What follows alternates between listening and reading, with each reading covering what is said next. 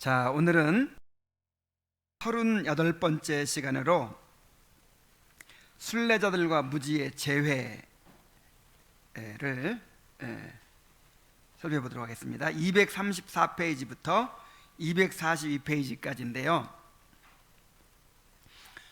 오늘은 책을 읽지 않고 내용을 거의 다 여기다 써놨어요. 그래서 책을 읽지 않고 그냥 이 교환을 보면서 강의를 하도록 하겠습니다. 크리스천과 소망이 회심의 체험을 나누었죠.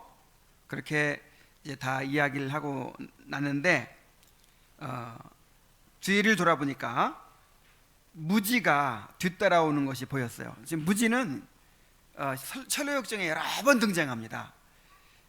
이게 지금 두 번째 등장하는 거죠. 나중에 이제 천국 문 앞에서 다시 한번 나타나요. 그러니까 이 무지라고 하는 이 유형의 사람이 오늘날 교회 안에 굉장히 많다는 것이고, 정말 내가 무지가 같은 사람이 아닌지를 점검해야 된다는 것을 이렇게 반복해서 보여주고 있는 거예요. 자, 무지는 혼자 가는 것을 좋아하고 순례자들과 어울리는 것을 싫어했지만 그래도 그를 깨우쳐 주고자 하는 마음에서 이제 함께 이야기를 나누어 보기로 합니다. 이 무지는 겉으로는 그리스도인의 모습을 하고 있지만 이 복음의 진리를 바르게 깨닫지도 못하고 진정한 회심을 경험하지도 못한 소위 유사 그리스도인의 모습을 보여주는 사람이에요. 자, 이런 사람들의 가장 큰 문제가 무엇일까요? 이 무지라는 이름에서 보여지듯이 자신의 상태를 알지 못해요. 그러니까 이 무지가 왜 문제가 되냐면 자신의 무지를 모르는 것이 문제인 거예요. 자신의 상태를 알지 못하고 스스로 잘 믿고 있다고 착각하는 데 문제가 있는 거예요. 그래서 자꾸만 이 철로역정을 보면서 이런 사람들을 계속 등장시키죠. 계속 등장시키고 또 점검하게 만들고 또 점검하게 만들고, 그래서 이 청교도들의 그 가르침을 우리가 여기서 이제 느낄 수가 있는 것입니다. 자, 오늘 이 무지의 모습을 통해서 오늘날 교회 안에 있는 이 무지와 같은 사람들이 이제 어떻게 이제 진리를 깨닫고 바른 길로 돌아올 수 있는지, 어떻게 돌아와야 되는지 살펴보도록 하겠습니다. 또 우리의 신앙을 점검해 보도록 하겠습니다. 자, 이제 무지와 크리스찬이 대화를 합니다. 이제 크리스찬이 계속 물어요. 왜 이렇게 자꾸 묻죠? 그의 영적인 상태를 점검하고 바로잡아 주려고 하는 것이죠. 자, 먼저 이제 나누는 주제는 뭐냐면 참된 회심의 증거가 무엇인가 하는 거예요. 또 다르게 표현하면 이 구원의 확신을 어떻게 알 수가 있는가 하는 것입니다.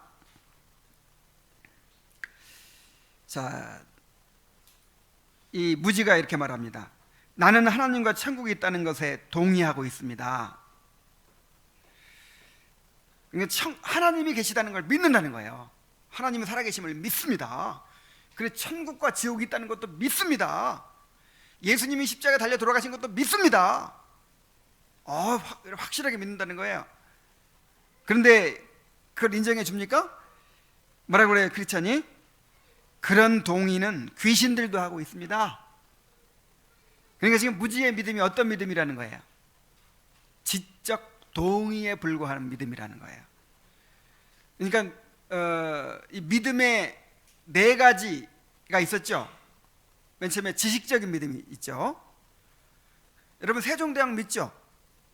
이순신 장군이 거북선을 만들어서 왜적을 물리쳤다는 거 믿죠? 그런 믿음을 말하는 거예요. 역사적 사실을 믿는 믿음. 이 믿음도 필요해요. 이 믿음은 진정한 믿음을 갖는 데 필요하지만 이것만으로는 구원의 믿음이 되지 못한다 이 말이에요. 지적 동의라고 그래요. 이걸 지적 동의. 자, 이런 믿음은 누구도 갖고 있어요? 귀신들 갖고 있어요. 귀신이요, 하나님이 살아계신 거 믿을까요, 안 믿을까요? 아, 믿죠. 성경에 하나님의 말씀이라는 거 믿어야 믿어요. 믿어요. 예수님 십자가 달려 돌아가신 거 믿어요. 귀신들도 믿고 떨어요. 근데 귀신이 구원 받나요? 이런 걸 지적 동의라고 해요. 이런 것만으로는 구원에 이른 믿음이 될 수 없다. 이렇게 하니까 이제 또 이렇게 이야기를 합니다. 나는 천국을 원하기까지 합니다. 천국이 있다는 것만 믿는 게 아니라 난 천국을 가기를 원해요. 천국을 갈망해요. 그러자 또 이렇게 대답을 합니다. 여기 오기를 싫어하는 많은 사람들도 그렇게는 합니다. 게으른 자는 마음으로 원하여도 얻지 못하느니라. 잠언 13년 4절의 말씀을 이야기하죠. 여러분, 천국 가기 싫은 사람이 어디 있겠어요? 지옥 가고 싶은 사람이 어디 있겠어요? 다 지옥 벗어나서 천국 가고 싶죠. 중요한 것은 여기까지 오지 않는다는 거예요. 정말 천국 가고 싶으면 어떻게 해야 돼요? 순례의 길을 따라가야죠. 여기까지 와야죠. 교회에 나와야죠. 믿음을 가진 사람은 천국을 위하여 모든 것을 버리고 주님을 따르게 됩니다. 천국은 마치 밭에 감추인 보화와 같아서 그것을 발견하고 숨겨두고 기뻐하여 돌아가서 자기의 모든 소유를 다 팔아서 그 밭을 샀느니라 그랬어요. 이게 이제 천국을 향한 참된 믿음을 가진 사람의 모습을 비유로 말씀하신 거예요. 그래서 정말 천국에 대한 믿음이 있으면 어떻게 하게 돼 있다? 이거는 자기밖에 몰라요. 누가 이거는 확인할 수가 없어. 숨겨두고 이제 기뻐해요. 그래가지고 남이 뭐라고 하든지 간에 이것을 위해서 자기의 모든 것을 다 희생할 수 있는, 모든 것을 버리고 주님을 따를 수 있는 사람이 된다 이 말이죠. 크리스찬이 그렇게 했죠. 크리스찬이. 그래서 천국을 사모한다고 하면서 정작 말만 들으면 그냥 완전히 이거는 막 진짜 천국에 대한 갈망이 막 불타는 사람 같아요. 근데 실제로 자기 소유를 팔지 않아. 아무것도 버리지 않아요.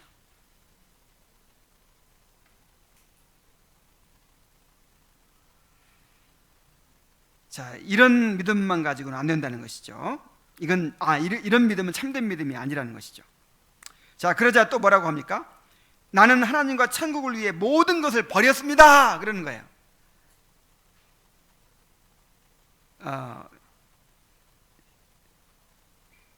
이제 원하기만 하면 안 되고 실제로 버리고 따라야 된다 그러니까 나는 버렸습니다. 이렇게 얘기하는 거죠.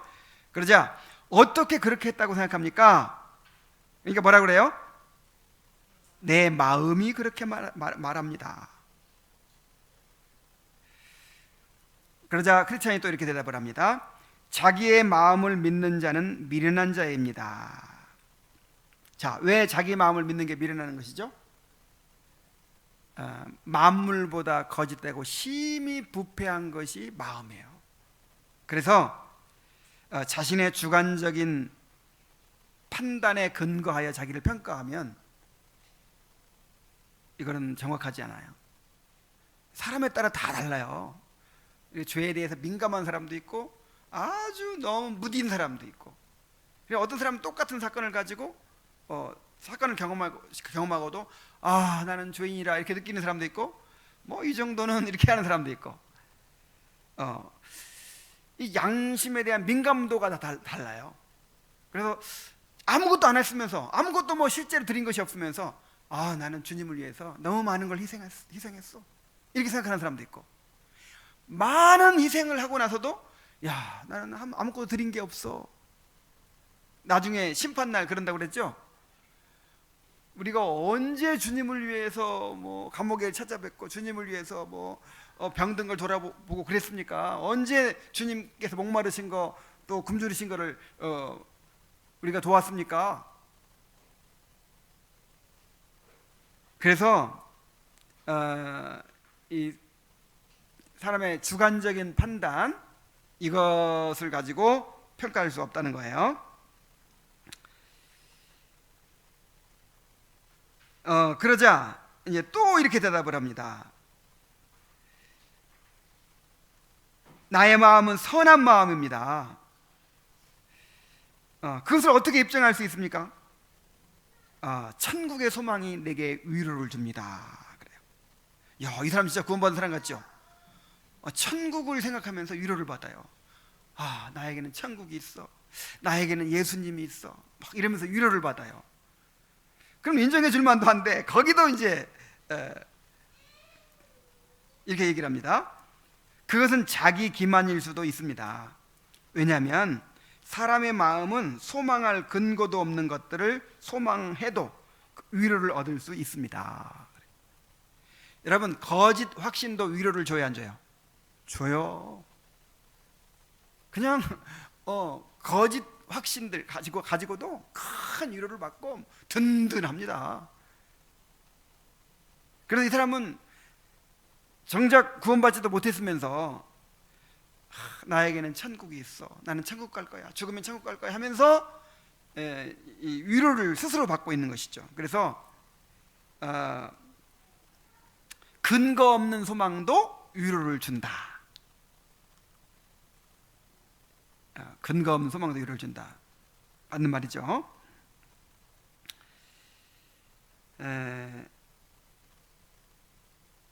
그래서 구원의 확신을 가지고 천국의 소망을 누리고 있다 하더라도, 주관적으로 구원의 확신을 가지고 천국의 소망을 누리고 있다 하더라도 그것이 단지 자신의 주관적인 판단일 수 있다 이 말이에요. 신뢰할 수 없다 이 말이에요. 그리고 옛날 부흥사들 항상 부흥회 오면은 다들 눈 감으십시오. 이 가운데 구원의 확신이 있는 사람 손 들어 보십시오. 그 다음에 이제 그 중에서 한 몇 명 들잖아요. 그러면 이 가운데서 구원받은 사람이 몇 명밖에 없습니다. 막 이러고 이제 하잖아요. 근데 그게 맞는 말이에요, 틀린 말이에요? 틀린 말이에요. 확신이 있다고 한 사람도 아닐 수가 있고, 나는 확신이 없어, 아직 없어. 나 같은 사람이 어떻게 천국 갈 수 있겠어? 이런 사람인데 믿음 있는 사람이 있어요. 구원받은 사람이 있어요.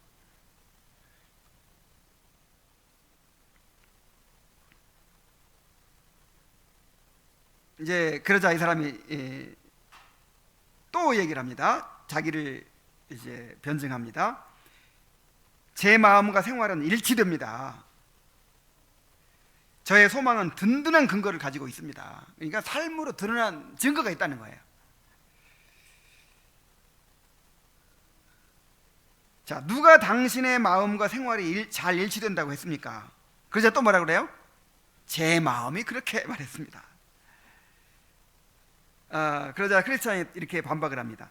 이 문제에 관한 증거는 오직 하나님만이 말씀하실 수 있으며 다른 것들의 증거는 아무 소용이 없습니다. 정말 자신에게 믿음의 열매가 있는가, 그거를 뭘 기준으로 해가지고 판단을 해야 돼요? 내 생각을 기준으로 하는 게 아니라 말씀에서 어떻게 말하고 있는가.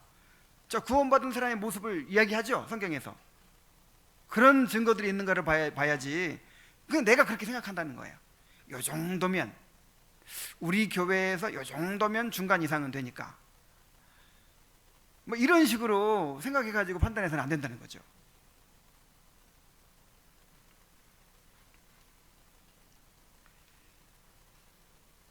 이 문제에 관한 증거는 오직 하나님만이 말씀하실 수 있으며 다른 것들의 증거는 아무 소용이 없습니다. 자, 그렇게 말하죠. 자, 그러자 이제 선한 생각이 무엇인가라는 주제로 넘어갑니다. 이제 그러니까 이 마음이 부패했고 그 마음을 믿을 수 없기 때문에 그 마음의 판단을 가지고 증거를 삼을 수 없다 이렇게 얘기를 하니까 그러면 도대체 그럼 판단할 수 있는 선한 생각은 뭐냐 이렇게 물어보는 거죠. 하지만 선한 생각을 하면 선한 마음이 아닙니까? 하나님의 계명에 따라 살면 선한 생활이 아닙니까? 맞는 말이죠. 맞는 말이지만 그렇게 생각하는 것과 실제로 그렇게 사는 것은 별개입니다. 이렇게 반박을 하죠. 말하자면 지금 무지는 말 그대로 무지해요. 자기의 상태에 대해서. 나는 선한 생각을 가지고 있어. 그리고 하나님의 계명에 따라 살아가고 있어. 그래서 나는 구원받은 사람이야. 이렇게 지금 생각하고 있다는 거예요. 그런데 그렇게 생각하는 것과 실제로 그런 것인지는 이제 별개의 문제라는 거죠. 자신은 선한 마음을 품고 하나님의 계명에 따라 산다고 판단하고 있지만 그것이 자기의 주관적인 판단일 수가 있다 이 말이죠. 그렇다면 무엇이 선한 생각이고 무엇이 하나님의 계명에 따라 사는 생활입니까? 하고 물어요. 그러자 크리스찬이 이렇게 대답합니다. 자신을 존중하는 생각, 하나님을 존중하는 생각, 그리스도를 존중하는 생각, 그리고 다른 것들을 존중하는 생각 등입니다. 자, 여기서 자기를 존중하는 생각, 하나님을 존중하는 생각, 그리스도를 존중하는 생각, 뭐 이런 건 뭘 말하는 거냐면 하나님의 말씀과 일치하는 생각을 뜻한 말입니다. 그러니까 나에 대해서, 나 자신에 대해서 하나님의 말씀과 일치되게 생각하는 것이 나를 존중하는 생각이에요. 또 하나님에 대해서도 하나님의 말씀과 일치되게 생각을 해야 하나님을 존중하는 생각이 되죠. 그리스도에 대해서도 마찬가지고 무엇이든 하나님의 말씀과 일치하는 생각이 그것을 존중하는 생각이요 선한 생각이라 이 말이에요.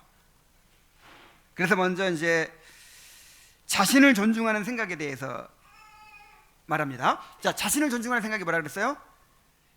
하나님의 말씀과 일치되게 생각하는 것이죠. 자신에 대해서. 자신을 존중하는 선한 생각이란 무엇입니까? 이렇게 물어보니까 하나님의 말씀과 일치되게 생각하는 것이죠. 자, 그러면 우리 마음은 언제 하나님의 말씀과 일치를 이룹니까? 자, 여러분이 어떻게 생각해야 하나님의 말씀과 일치될 수 있을까요? 지금 무지는 왜 자신에 대하여 하나님의 말씀과 일치되지 못하고 있을까요? 무지가 지금 자신에 대해서 어떻게 생각하고 있어요? 나는 선하다. 나는 그래도 꽤 괜찮은 사람이다. 나는 선한 생각을 가지고 있고 하나님의 계명에 따라 살아가고 있다. 이렇게 생각하고 있으니까 하나님의 말씀의 판단과 지금 달라요. 그래서 악한 생각이고, 그래서 자기를 존중하지 않는 생각이라는 거예요. 자, 우리가 우리 자신에 대해 말씀이 행하는 판단과 동일한 판단을 할 때이지요. 자, 말씀이 우리 자신에 대해서 어떻게 판단하고 있습니까? 의인은 없나니 하나도 없으며 선을 행하는 자는 없나니 하나도 없도다. 여호와께서 사람의 죄악이 세상에 가득함과 그의 마음으로 생각하는 모든 계획이 항상 악할 뿐임을 보시고 사람이 계획하는 바가 어려서부터 사람이 계획하는 바가 어려서부터 악함이니라 그랬어요. 자, 보세요. 선을 행하는 자가 있는가 보려 한즉 있어요, 없어요? 몇 명도 없어요? 하나도 없어요. 의인은 없나니 하나도 없어요. 그 마음으로 생각하는 모든 계획이 어떻다고요? 항상 악해요. 그냥 계획하는 바가 어렸을 때부터 하여간 철저하게 부패하고 악한 것밖에 없어요. 우리 안에 선한 것이 있어요, 없어요? 악한 것밖에 없어요. 자, 이렇게 자신에 대하여 이렇게 생각할 때 그것이 선한 생각이라는 거예요. 여러분, 이게 굉장히 중요합니다. 여러분, 이렇게 안 생각하는 사람도 있어요? 자기가 죄인이 아니라고 인정하는 사람이 있어요? 없죠. 다 죄인이라고 생각하죠. 그런데요, 이만큼 선한 구석은 있다고 생각해요. 여러분, 알미니안주의나 뭐 펠라기우스주의나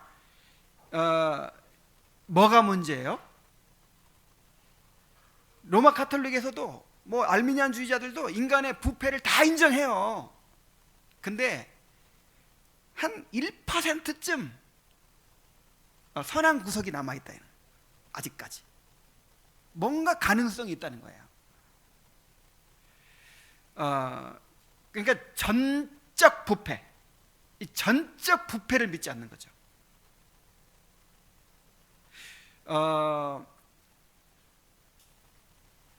우리가 처음에는 이제 내가 죄인이구나 이거를 이제 느끼죠. 이렇게 말씀을 듣고 이제 깨닫죠. 그래도 이만큼이라도 뭔가 좀 바늘 하나 꽂을 만큼이라도 선한 구석이 있다고 생각하는, 나도 모르게 그렇게 생각하고 있어요.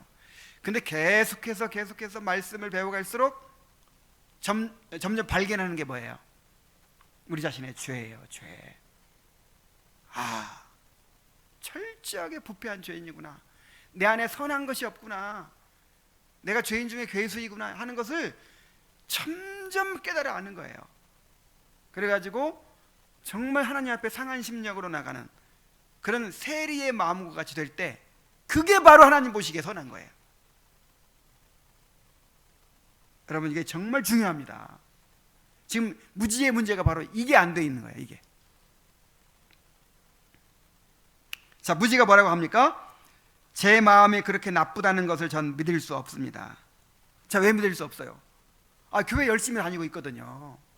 그리고 교회 다니면서 예배 잘 드리고 11조 잘 드리고 제자 훈련도 받고 그 다음에 봉사하고 다른 사람들은 인정도 받아요. 직분도 받고.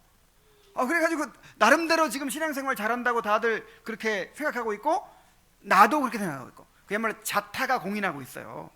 이 정도 되면, 완전하지는 못해서 그렇지, 이 정도 되면 그래도 어느 정도 한다고 이렇게 생각하고 있는 거예요. 그래서 이걸 믿을 수가 없는 거예요. 자, 여기에 대해서 이제 크리스천이 뭐라고 하는지 보세요. 그러므로 당신 생활에서 자신에 관해 결코 선한 생각을 갖고 있는 것이 아닙니다. 말씀은 우리 마음에 대한 판단을 하듯이 우리 생활 방식에 대해서도 판단을 합니다. 우리 마음과 생활 방식에 대한 생각이 그 말씀의 판단과 일치될 때 두 가지가 다 선하다고 할 수 있는 것입니다. 하나님은 인간의 길은 구부러진 길이니 선하지 않고 패역하다고 하였으며, 또 인간은 본성적으로 선한 길에서 떠나 그 길을 알지 못한다고 하였습니다. 어떤 사람이 자신의 길을 이와 같이 생각할 때, 즉 지각 있고 겸손하게, 뭐가 있고? 지각. 자, 우리가 깨닫는다는 게 뭡니까? 안다는 게 뭐예요? 하나님에 대한 지식, 또 나 자신에 대한 지식, 이게 무슨 뭐예요? 이게 내 죄를 아는 지식이에요. 죄를 깨닫지 못하면 이건 바른 지식이 있는 게 아니에요. 그래서 무지죠, 이름이. 그래서 그런 지각을 가지면 당연히 겸손하게 되죠. 자신의 길을 생각할 때 그는 자신의 길에 관한 선한 생각을 갖고 있다고 할 수 있습니다. 왜냐하면 그제서야 그의 생각과 하나님의 말씀의 판단이 일치되기 때문입니다.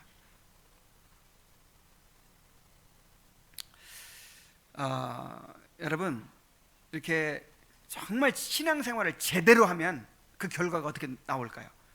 내가 정말 경건하게 살고 정말 훈련도 많이 받고 정말 봉사도 많이 하고 정말 신앙생활을 제대로 하면 할수록 어떻게 돼야 제대로 하는 신앙생활이에요? 죄를 깨달아야 돼요. 죄를.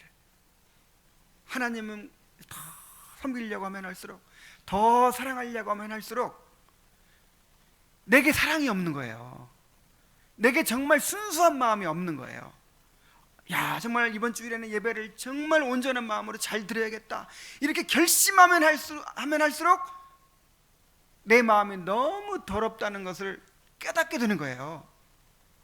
그런 마음을 안 가질 때 오히려 대충 해놓고도 이번에는 그래도 내가 잘했네 이렇게 생각하는 것이, 정말 제대로 하려고 하면 할수록 뭘 더 깨닫는다고요?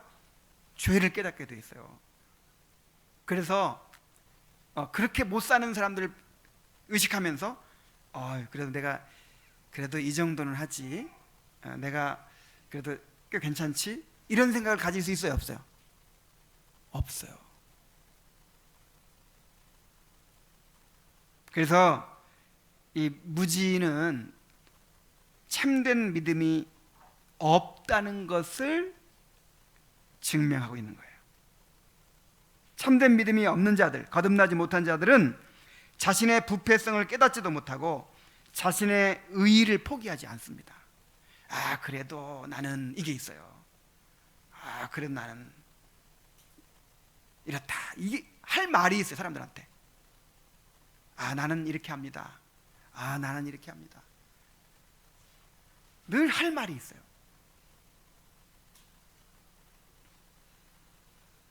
자, 이것이 자신의 부패성을 철저히 깨닫고 인정하는 것이 자신에 대한 선한 생각이라고 했습니다. 자, 그 다음에 하나님에 관한 선한 생각은 어떤 생각입니까? 자, 하나님에 관한 선한 생각이 무엇입니까? 하고 물어보니까 이렇게 대답을 해요. 하나님에 관한 우리의 생각이 그에 관한 말씀과 일치될 때 그 생각은 선합니다. 우리가 말씀에서 가르치는 대로 하나님의 존재와 속성에 관해 생각할 때 그러합니다. 간단히 말하면 그는 우리 자신보다도 우리를 더 잘 아시며 우리가 우리 자신 속에서 아무것도 발견하지 못할 때에도 우리 속에서 죄를 보실 수 있습니다.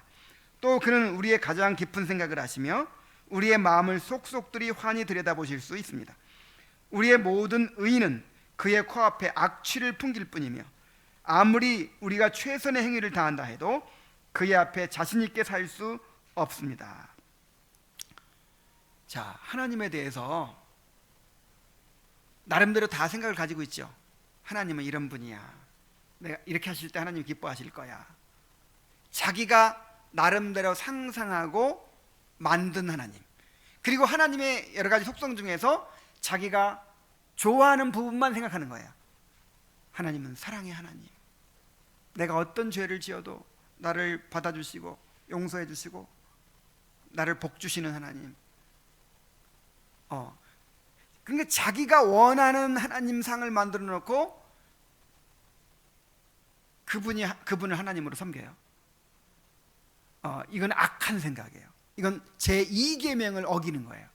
하나님의 형상을 만들지 말라고 했잖아요. 그래서 성경에서 말하는 하나님을, 그 성경에서 계시하는 하나님을 그대로 받아들이는 거예요. 하나님에 대한 나의 생각이 성경에서 계시하는 말씀과 일치되도록 해야 된다는 거예요. 그럴 때 우리가 하나님을 존중하는 것이 되고 하나님에 관해 선한 생각을 가지게 되는 것입니다. 그러니까 하나님에 대해서 알아야 되겠죠. 하나님에 대해서 모르면 어떻게 돼요? 내가 아는 만큼만 생각하는 거잖아요. 그러니까 아는 만큼 보인다, 그런 말이 있죠. 그러니까 내가 아는 만큼만 하나님을 바라보고 하나님을 생각해요. 그게 얼마나 악해요. 얼마나 자기 마음대로 형상을 만들고 하나님을 모독하는 거예요. 그래서 우리가 하나님을 부지런히 알아가야 되는 거예요. 내 식대로 상상하지 말고 하나님을 알아가고 성경에서 보여주는 하나님을 믿어야 되는 것입니다. 자, 그 다음에 이제 그리스도를 존중하는 생각이 어떤 것인가를 말합니다. 당신은 제가 하나님을 저보다 더 멀리 보지 못하시는 분으로 여기는 바보인 줄 아십니까? 그리고 저는 제 최선의 행위를 통해 하나님께 나아가려는 짓 따위는 하지 않습니다. 그러니까 지금 자기도 교리를 다 알고 있다는 거예요. 나도 하나님이 얼마나 거룩하시고 얼마나 전지하시고 전능하신 분인지를 압니다. 그리고 내가 내 행위를 의지해서 하나님께 나가려고 하는 게 아닙니다. 자기도 복음을 잘 깨닫고 있다는 거예요. 그러자 그걸 인정해줘요, 안 인정해줘요? 자, 지금 복음을 제대로 깨닫고 있어요, 없어요? 인정해 줄 수 없어. 그렇다면 당신은 어떻게 하나님께 나가야 한다고 여기십니까? 그러자 무지가 이렇게 말합니다. 간단히 말해서 의롭다 하심을 얻기 위해 그리스도를 믿어야 한다고 여깁니다. 이거 옳은 말이에요. 의롭다 하심 받으려면 어떻게 해야 돼요? 그리스도를 믿어야 돼요. 자기 행위를 의지하지 말고 그리스도를 믿어야 돼요. 뭐 교리를 많이 아는 것처럼 얘기해요. 이거 다 배웠거든. 그러자 이걸 인정해 주질 않아요, 크리스찬이. 아니, 믿는다고 해도 인정해 주질 않아. 왜 그렇습니까? 당신은 그리스도의 필요성을 깨닫지 못하면서도 그리스도를 믿어야 한다고 생각하십니까? 당신은 자신이 근본적인 결함과 실제적인 결함을 전혀 깨닫지 못하고 있습니다.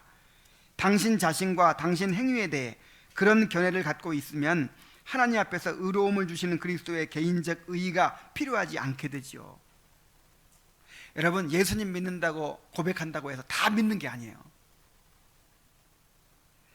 자신의 부패성을 깨닫지 못한 사람, 자신의 의의가 깨어지지 않은 사람은 그리스도를 진정으로 믿는 것이 아닙니다. 자, 그리스도는 누구한테 필요해요? 그리스도는 병든 자한테 필요하고, 마음이 상한 자한테 필요해요. 심령이 가난한 자한테 필요해요. 애통하는 자한테 필요해요. 자기 의의가 0.1%라도 남아있는 사람, 자기의 선함을 0.1%나 믿고 있는 사람은 그리스도가 필요하지 않아요.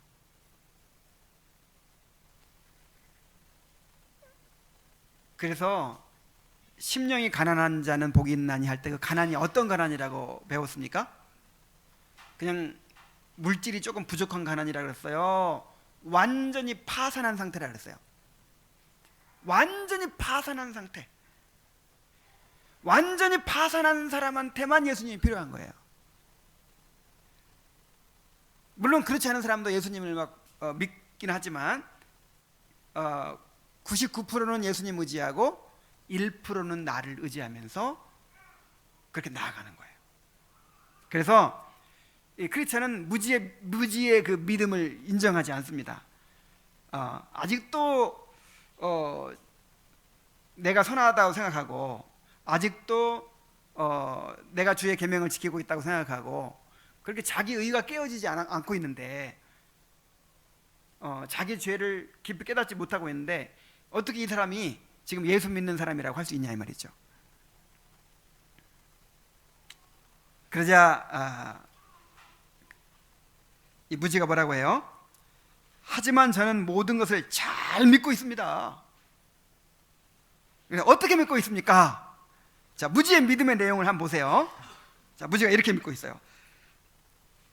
저는 그리스도께서 죄인들을 위해 죽으셨음을 믿습니다. 그리고 그의 율법에 대한 저의 순종을 은혜롭게 받아주심으로써 저를 하나님 앞에서 의롭다 하시고 저주에서 건져주실 것을 믿습니다. 다시 말해서 그리스도께서 자신의 공로를 통하여 저의 종교적 행실들을 아버지께 연락되게 하시며 이로써 저를 의롭게 만드시리라는 것입니다. 자, 문제가 있어요, 없어요? 얼뜻 봐서는 정말 훌륭한 믿음이죠. 그리스도를 의지하고 있잖아요.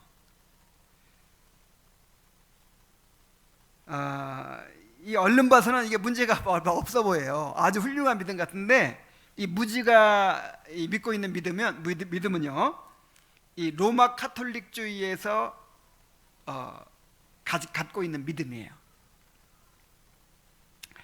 다시 말해서, 자, 로마 카톨릭에서 어떻게 예수님을 믿죠? 자, 로마 카톨릭도 은혜를 의지합니다. 예수님을 믿고 구원받는 것입니다. 그러니까 내가 율법을 잘 지켜서 내가 의로워져서 구원받는다고 주장하는 이단은 없어요. 거의 없어요. 다 주님의 은혜로 구원받는다고 하고 믿음으로 구원받는다고 하고 예수 그리스도를 의지하여 구원받는다고 해요. 그러나 뭐가 문제예요? 오직이 빠진 거예요. 오직 주님만 의지해야 되는데, 자, 어떤 식으로 이제 로마 가톨릭에서 믿느냐면,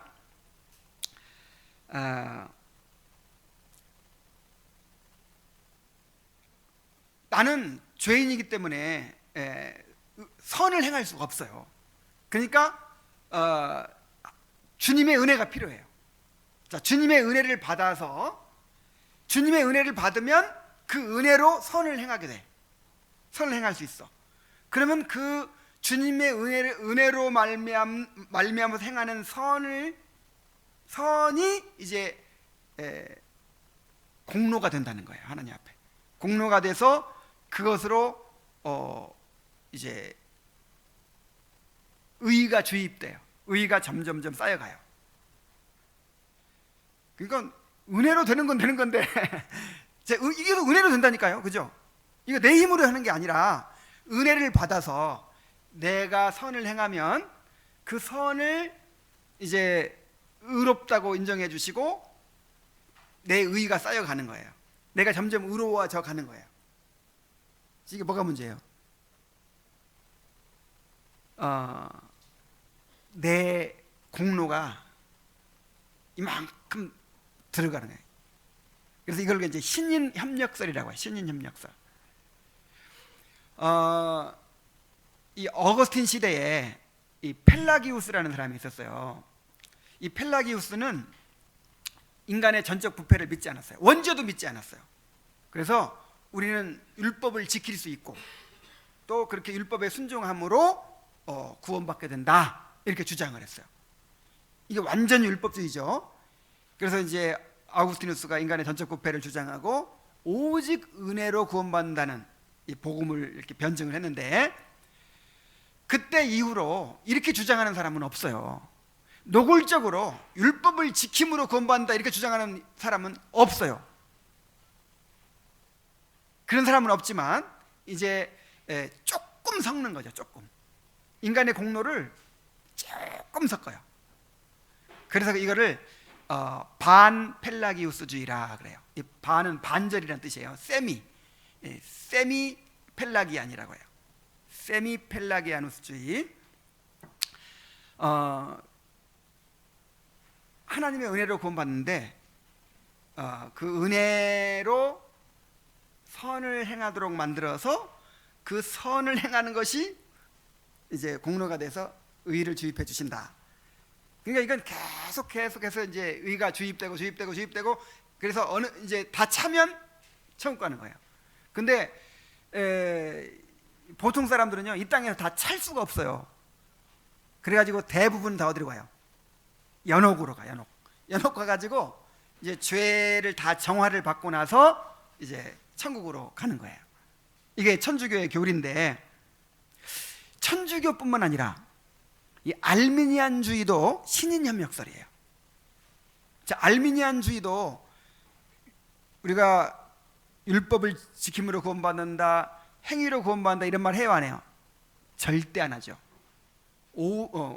오직 그리스도의 공로로 의롭다 함과 구원받는다 이렇게 말하죠. 근데 알미니안주의는 마지막 1%를 남겨놨어. 근데 그거를 받아들이고 안 받아들이고 누구한테 달렸다? 그 선택은 나한테 달려있다. 그래서 빌리그리암 목사님 이제 이 설교할 때 마지막으로 항상 이렇게 얘기합니다. 자, 그리스도께서 99%를 하셨습니다. 이제 1%는 여러분이 하셔야 됩니다. 이래요. 이게 알미니안주의예요. 이게. 그러니까 주님은 다 해놓으셨어요. 다. 그러니까 지금 구원을 받고 못 받고는 누가 결정하는 문제예요? 내가 결정하는 문제.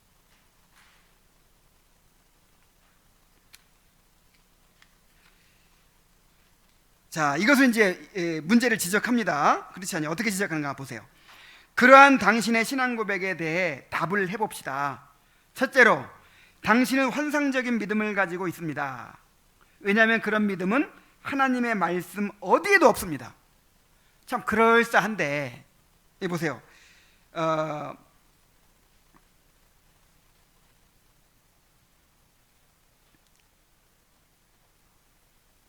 그의 율법에 대한 저의 순종을 은혜롭게 받아주심으로써 저를 하나님 앞에서 의롭다 하시고 그랬죠. 그러니까 자기의 순종을 받아주심으로 의롭다 해주신다는 거예요.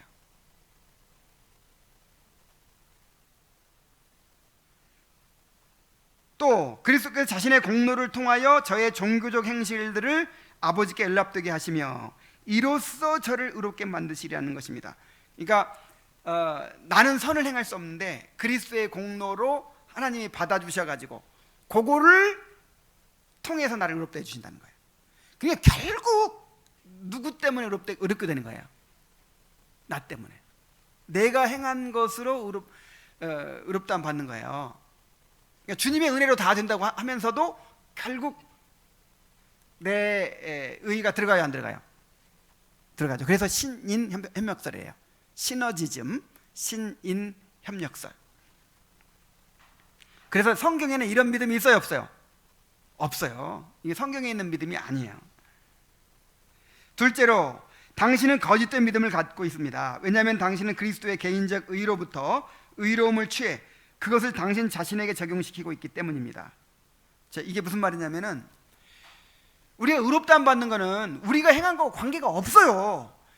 완전히 예수님의 의 자체를 우리에게 전가해 가지고 그 예수님의 의를 보시고 우리를 의롭다고 하시는 거예요. 누구의 의예요, 그게? 하나님의 의죠. 하나님의 의. 하나님의 의를 보시고 하나님이 인정해 주시는 것인데 내가 행하는 것을 그 행위를 의롭게 보시고 이제 의를 이렇게 주입시켜 주신다는 거예요. 이게 거짓말이에요, 거짓말. 셋째로 이 믿음은 그리스도를 당신 인격에 대한 칭의자가 아니라 당신 행위에 대한 칭의자로 만듭니다. 그러면 당신의 행위가 당신 인격보다 더 중요한 셈이 되므로 이러한 믿음은 거짓입니다. 우리 자신을 의롭다고 인정해 주는 거예요? 아니면 우리가 어떤 행한 행동을 의롭다고 여겨 주는 거예요? 우리 자신을. 그죠? 우리 자신 전체를 의로운 자다 이렇게 해 주시는 것이지 우리가 행하는 것을 어떤 행한 행동들을 의롭다고 해 주셔야죠. 이번에 예배 드린 것 중에서 헌금 하나는 잘 드렸어. 그거 의. 그리고 의가 조금씩 쌓여가는 거야. 이게 잘못됐다는 것이죠.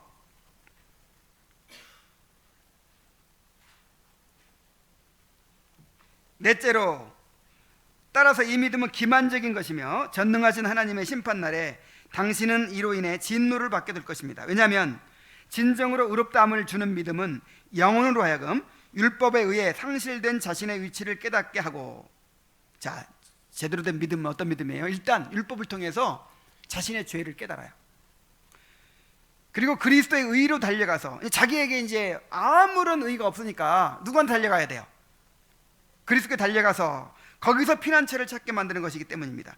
여기서 그리스도의 의란 하나님으로 하여금 당신의 순종을 받아들이사 의롭다 하심을 주시도록 만드는 은혜의 행위가 아니라, 그러니까 예수님의 공로는요 우리의 순종을 받아들이도록 만들어주는 공로가 아니에요. 우리에게 요구되는 바를 우리를 위해 행하시고, 자, 우리가 행해야 될 걸 누가 다 행해 주셨어요? 그리스도가. 또 당하시는 가운데 이루어지는 율법에 대한 그의 개인적 순종입니다. 진정한 믿음은 이러한 의를 받아들이는 것입니다. 예수님께서 십자가에 달려 죽으심으로 이 죄값을 다 치르시고, 이걸 이제 수동적 순종이라고 그러죠. 그 다음에 율법을 다 지키심으로 율법의 의를 이루시고, 이걸 능동적 순종이라고 하죠. 그 의를 우리에게 그냥 통째로 전가시켜 주시는 거예요. 이게 내 의가 아니라 누구의 의? 하나님의 의. 진정한 믿음은 이러한 의를 받아들입니다. 그래서 믿음은요 오직 믿음이에요. 자, 따라해 봅시다. 오직 은혜, 오직 믿음, 오직 그리스도, 오직 하나님께 영광. 이게 개혁신앙이에요. 내일도 우리 설교하면서 이제 살펴볼 텐데, 그로 말미암아 그를 위하여예요. 누구로 말미암아? 그로 말미암아. 그 다음에 그를 위하여. 왜 처음부터 끝까지 다 예수님의 은혜로만 이루어집니까? 심지어 믿음까지도 예수님이 주셔서 우리의 구원이 이루어집니까? 그래야 그를 위하여가 돼요. 그의 영광을 위하여가 돼요. 만약에 1%라도 내가 관여하는 것이 있으면 99%는 주님께 영광을 돌리겠지만 1%는 어떻게 하겠어요? 나한테 돌리겠죠. 너 천국 어떻게 해서 왔냐? 아, 주님의 은혜죠. 근데 믿는 것은 내가 했어요. 그거 하나는 내가 잘했어요. 온전히 주님께만 돌려줘야 될 영광을 인간이 탈취하는 거예요. 그래서 이거는 하나님의 진노를 받게 될 이단이에요. 이단.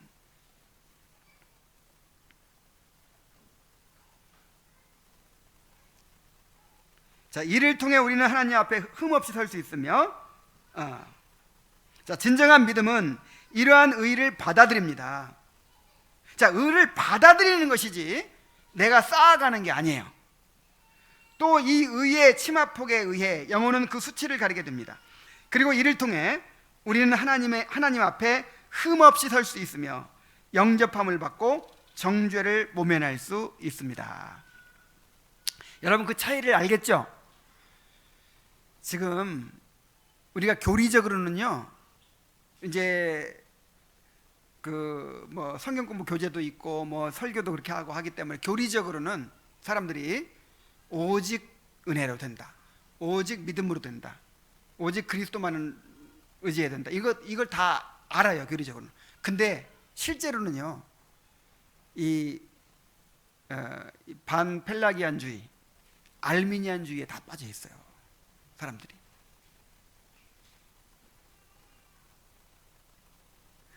왜냐하면 그게 인간 본성에 잘 맞거든요. 아주 설득력 있고 합리적이고,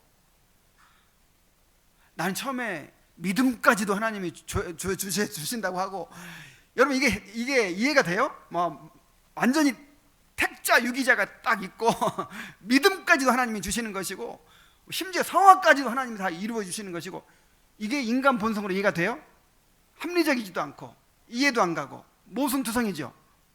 근데 이 신인협력설로 설명을 하면, 알미니안주의로 설명하면 너무 이해가 잘 가고, 아, 그렇지, 그냥 너무 이렇게 잘 받아들일 수 있는 거예요. 그래서 가르치지 않아도, 이 알미니안주의나 반펠라기주의를 가르치지 않아도 교인들이 자기도 모르는 사이에 거기에 빠져 있는 거예요. 그런 식으로 신앙생활을 해요. 내 의의를 쌓아가면서.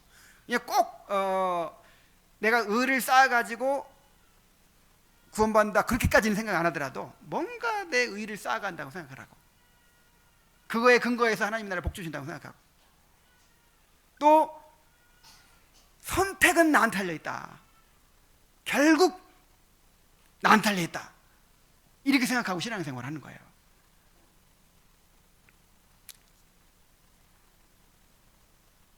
자, 무지가 반발을 합니다. 뭐라고요?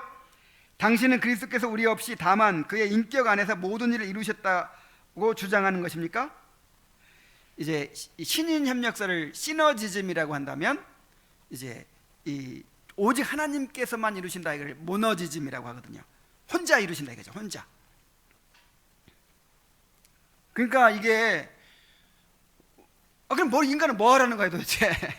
완전 이건 거부감이 들고 이건 이해가 안 가는 거예요.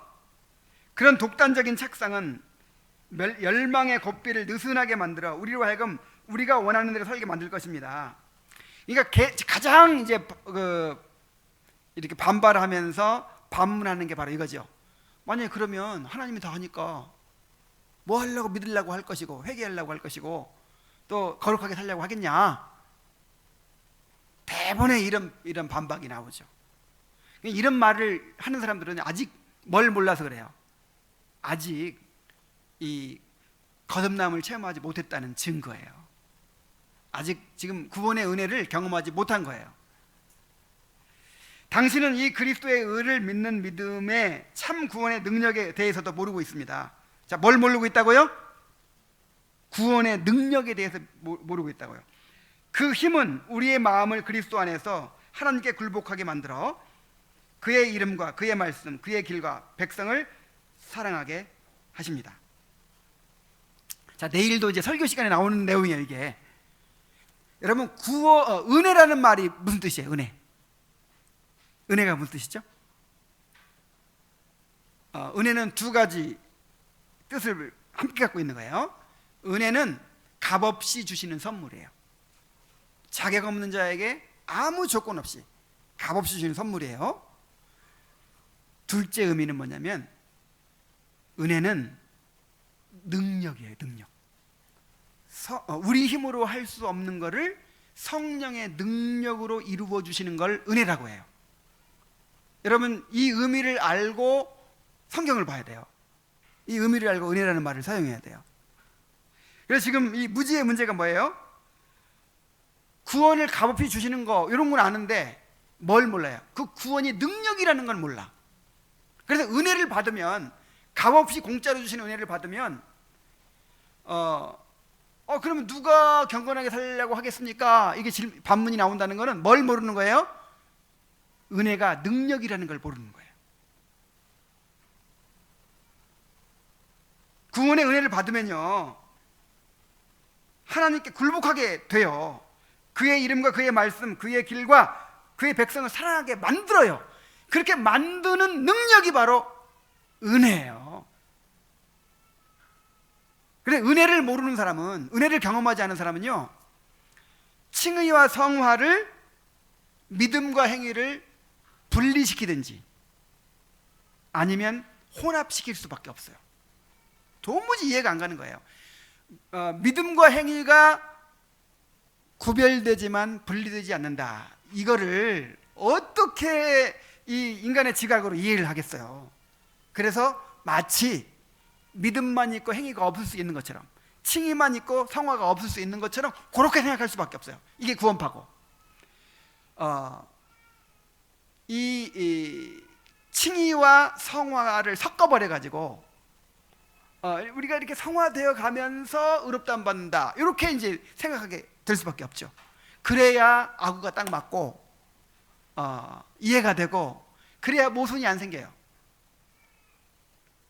그런데 이런 질문을 하는 사람들은요, 이런 의문을 갖고 한쪽으로 이렇게 자꾸 빠지는 사람들은 아직 구원의 은혜를 모르는 사람이고 믿음을 갖지 못한 사람이다, 이 말이에요.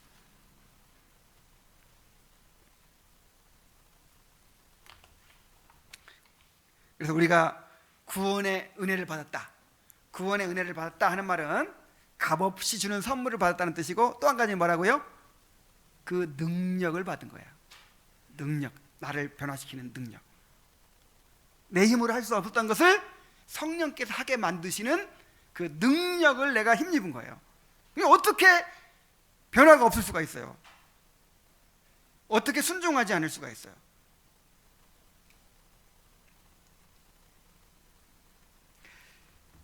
그래서 소망이 옆에서 이제 딱 보니까 이 사람이 거듭났어요? 거듭나지 못했어요? 거듭나지 못했거든. 그러니까 이제 소망이 옆에서 끼어들어 가지고 그에게 하늘로부터 계시되는 그리스도를 본 적이 있는지 물어보세요. 이 말이 무슨 말이겠어요? 하늘로부터 계시되는 그리스도를 봤는가? 이 말은 이제 이 복음의 진리를 깨달으려면 성령의 조명이 있어야 된다는 걸 말하는 거예요. 그죠? 그냥 이 우리 인간의 지각만으로, 이성만으로 깨달을 수 없죠. 하나님께서 그 사랑하는 자들을 위하여 예비하신 모든 것은 눈으로 보지 못하고 귀로 듣지 못하고 사람의 마음으로도 생각지 못하였던 것 같으니라. 오직 하나님의 성령으로 이것을 우리에게 보이셨으니 그랬어요. 뭘로 보이셨다? 성령으로. 그래서 성령의 조명을 받았는가? 신적인 영적인 빛을 받은 적이 있는가? 이제 이거를 물어보는 거죠. 근데 그 말의 뜻도 모르고 이 무지는 뭐라고 반박을 하냐면, 뭐라고요? 당신은 계시를 정말 좋아하는군요. 저는 당신들처럼 계시 운운하는 사람들은 정신이 나갔다고 봐요. 나갔다고 믿어요. 자, 그러자 크리스찬이 이렇게 대답하죠. 그리스도는 하나님 안에 감추어져 있어 육체의 자연적 이해력으로는 파악할 수가 없기 때문에 하나님 아버지께서 그를 계시해 주지 않으면 사람들을 통해서는 그를 알고 구원에 이를 수가 없습니다. 여러분, 이렇게 눈이 번쩍 뜨여진 적이 있었나요?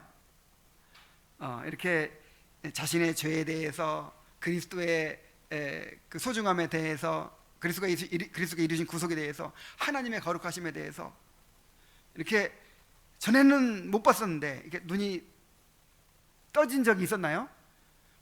물론 갑자기 딱 떠지기도 하고 점진적으로 이렇게 눈이 열려서 보여지는 그런 경험이 있어야 된다는 거예요.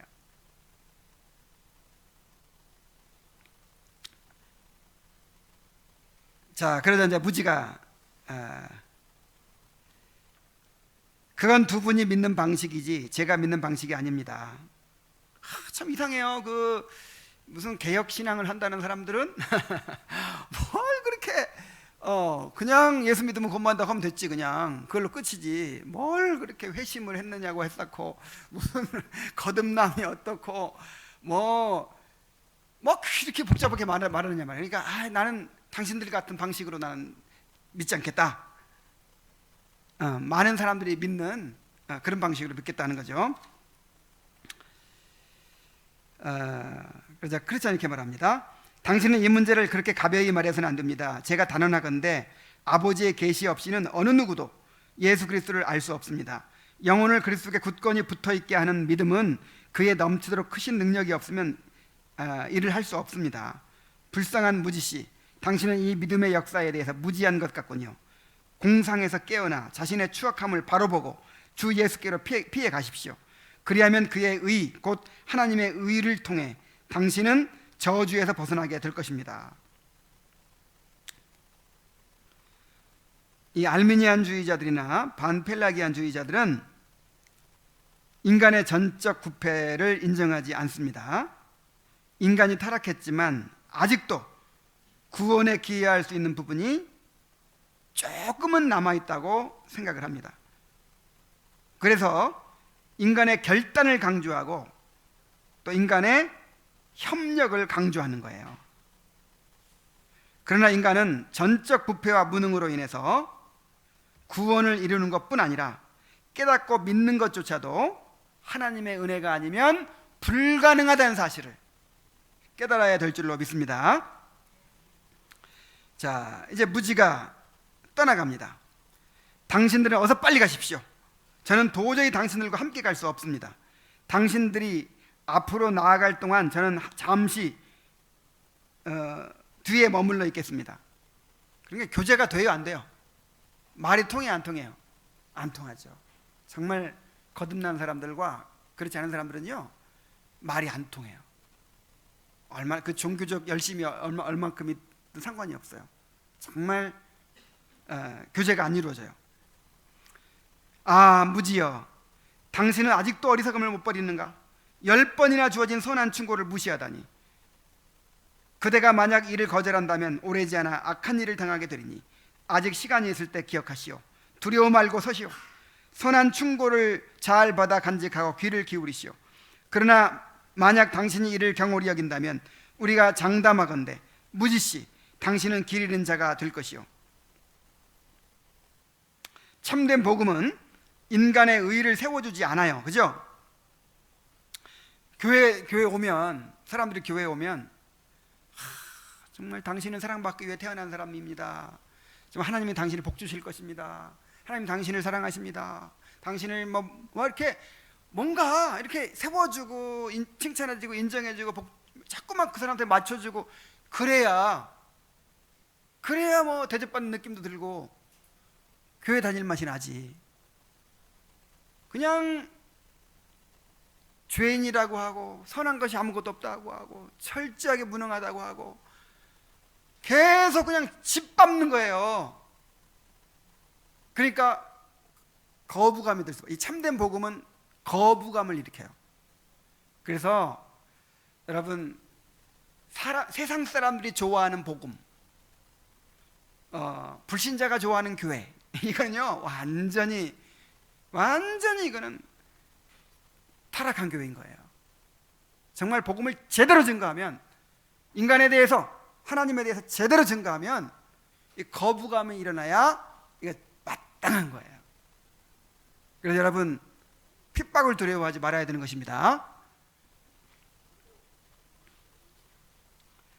자, 무지에 대한 소망과 크리스찬의 평가로 마칩니다.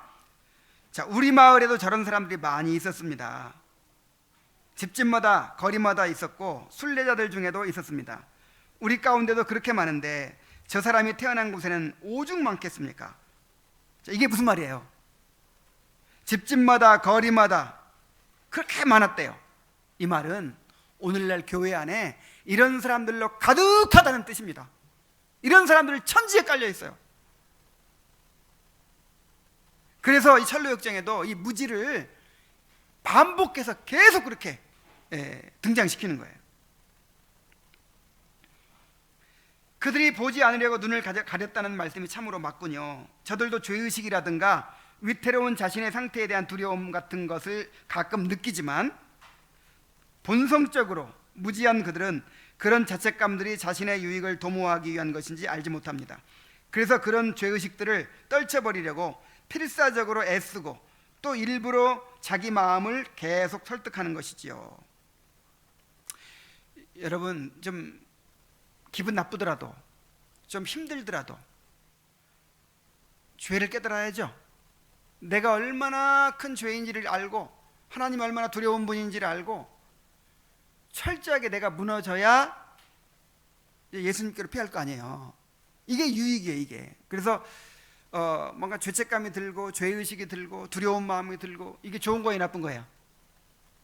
좋은 거잖아요. 근데 오늘날 이 인본주의 사상이 지배하는 이 시대에는 우리 마음을 좋게 해야 되거든요. 교회 뭐 하러 왔어요? 내 마음을 좋게 하기 위해 왔어요. 좋은 느낌 가지러 왔어요. 가지기 위해서 왔어요. 나도 괜찮은 사람이다. 나도 하나님께 복받은 사람이다. 이런 느낌을 갖기 위해서 교회에 온 거예요. 그런데 막 죄의식이 들기 시작하는 거예요. 막 두려워지기 시작하는 거예요. 그러면 불편해져요. 그래서 이런 느낌을 얼른 없애버리려고 하는 거예요. 열심히 제자훈련 받으면서 열심히 봉사활동하면서 열심히 뭔가 막 선교여행 가면서 내가 뭔가 가시적으로 확인할 수 있는, 뭔가 하면 좋은 느낌이 생기는 거 있잖아요. 그런 것들을 막 하면서 그래도 내가 잘 믿고 있지, 그래도 내가 참 어느 정도 선한 사람이지, 나는 그래도 하나님의 택한 사람이지, 이런 느낌을 계속 갖고 싶은 거예요. 그래가지고 이 무지 같은 사람들도 때때로 이런 이제 각성의 기회가 없는 게 아니라는 거예요. 때때로는 설교를 말씀을 통해서, 때때로는 자기의 죄가 막 이렇게 느껴질 때가 있어요. 근데 얼른 그래 예수님의 십자가로 뭐 이런 식으로 얼른 그냥 그래 죄인이 아닌 사람이 어디 있겠어, 뭔가 이렇게 회피해버려요. 회피. 이걸 나쁘다고 생각해요. 나쁜 거라고 생각해요. 문제는 심지어 목사들도, 교회에서도 이걸 나쁜 거라고 생각해요. 만약에 누가 조금이라도 뭐 이렇게 두려움이 생기고 고민하는 사람이 있어봐요. 나는 내가 과연 구원 받았는지 모르겠어요. 괜찮아, 예수님 믿잖아. 그럼 구원 받는 거야. 걱정하지 마. 그냥 막 이 죄의식, 죄책감, 그 다음에 두려워하는 거, 이걸 나쁜 거라고 생각해가지고 무조건 그냥 약을 발라버리는 거예요. 진통제를 막 놔버리는 거예요. 영접기도 시켜가지고 막 빨리 그냥 해결해 버리는 거예요. 그래서 이제 다음 주에는 이런 참된 두려움에 대해서, 정말 이런 두려움이 꼭 필요하다는 것에 대해서 이제 이야기를 나누게 됩니다.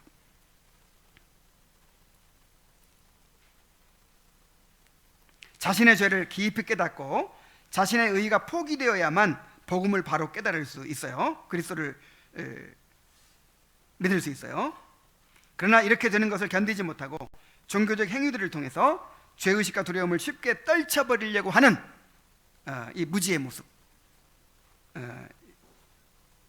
이런 모습들을 가진 사람들이 오늘날 얼마나 많은지 모릅니다. 우리 가운데 그런 사람이 없게 되길 바랍니다. 모두가 다 하나님에 관한 바른 지식, 자신에 관한 바른 지식, 또 그리스도에 관한 바른 지식을 갖고 모두가 다 참된 구원에 이르게 되기를 간절히 바랍니다. 기도하겠습니다.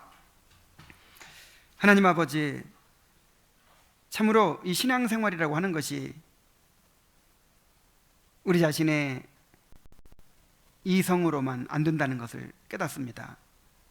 정말 성령의 조명이 아니면 참된 진리를 분별할 수 없고 참된 신앙을 우리가 깨달을 수 없습니다. 아버지 하나님, 우리 자신의 무지를 잘 깨닫는 자들이 되게 하여 주옵소서. 우리 자신의 부패함을 더욱 깊이 알게 하여 주옵소서. 점점 더 우리 자신이 포기되어져 가고 그리스도만이 더 크게 보이게 될 수 있도록 인도하여 주시옵소서. 우리 가운데 무지와 같은 불행한 사람이 한 사람도 나오지 않도록 은혜를 내려 주시옵소서. 예수님의 이름으로 기도하옵나이다. 아멘.